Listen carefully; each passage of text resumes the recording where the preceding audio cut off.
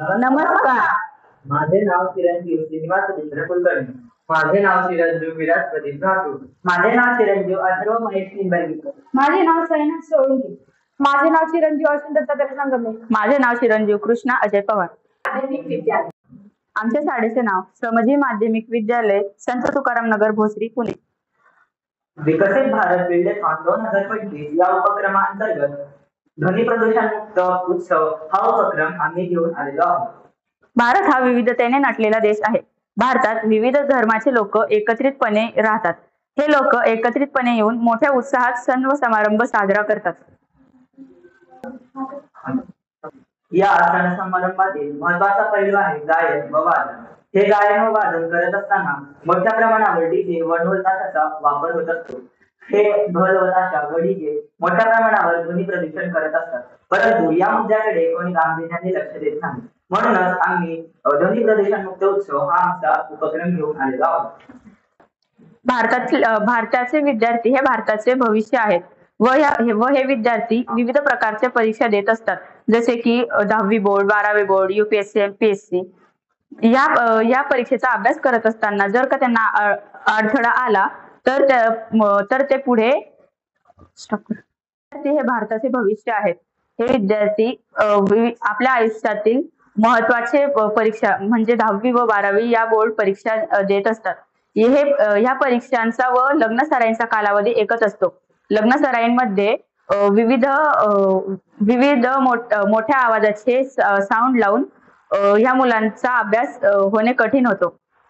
जर आपण शाळेच्या भिंतींमध्ये साऊंड ऍब्झॉर्बिंग वॉल्स लावल्या तर ह्या वॉल्स त्या आवाजाला ऍब्झॉर्ब करून विद्यार्थ्यांपर्यंत पोहोचू नाही देणार, जेणेकरून त्या विद्यार्थ्यांचा अभ्यास चांगल्या पद्धतीने होऊ शकतो. रुग्णालयात विविध प्रकारचे रुग्ण उपचार घेण्यासाठी येतात. त्यांना सक्त विश्रांतीची गरज असते.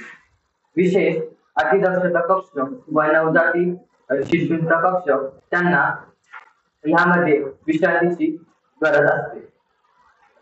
रुग्णालयामध्ये आपण जर हे पॅनल बसवले तर रुग्णांचा योग्य प्रकारे उपचार करता येईल.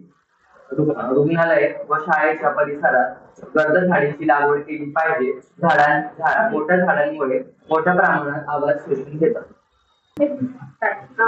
घरामध्ये केले वृद्ध आजारी माणसे असतात, त्यांना देखील उच्च रक्तदाबाचा त्रास असतो. त्यासाठी आपण नॉइज कॅन्सलेशन पदार्थ जसे नॉइज कॅन्सलेशन पॅनल यांचा वापर करू शकतो.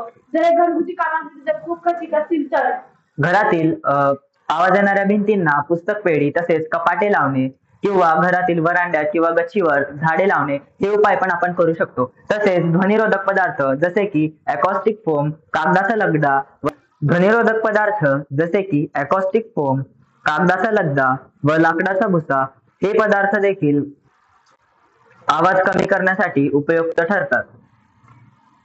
प्रत्यक्ष उत्सवात जे लोक भाग घेतात त्यांनाही डीजेच्या आवाजाचा खूप धोका असतो. डीजेच्या आवाजामुळे कायमचे कर्णबधीर व हृदयविकाराचा धोका असेल. तसेच लेझर लाईट मुळे कायमचे आंधळे पण येऊ शकते. वाजवणाऱ्या लोकांना या आवाजाचा खूप त्रास होतो.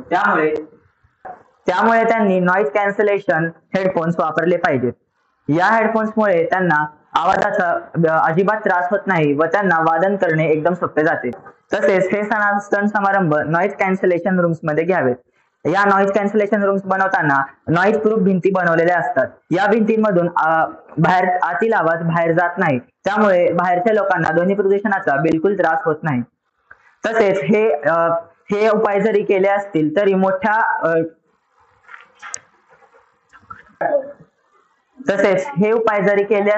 तरी मोठ्या कार्यक्रमांमध्ये हे उपाय करणे अवघड ठरते. कारण मोठ्या कार्यक्रमांमध्ये मोठी जागा असते, त्यामुळे या रूम्स उभारणे खर्चिक व खूप अवघड ठरते. त्यामुळे आपण शासनाने घालून दिलेले ध्वनी प्रदूषणाचे नियम पाळून नागरी शिष्टाचार पाळले पाहिजेत. तरच आपले सण समारंभ अत्यंत आनंदाने वापरता येतील. तसेच सरकारने देखील ह्या नॉइज प्रूफ मटेरियल स्वस्त केले पाहिजेत. त्यावरील GST काढून टाकला पाहिजे व लोकांना या वस्तू विकत घेण्यासाठी प्रोत्साहित केले पाहिजे. धन्यवाद.